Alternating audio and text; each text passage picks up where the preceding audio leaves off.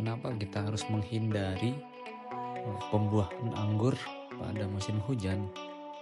Hujan yang berlebihan dapat menyebabkan beberapa masalah seperti 1. Pembusukan buah.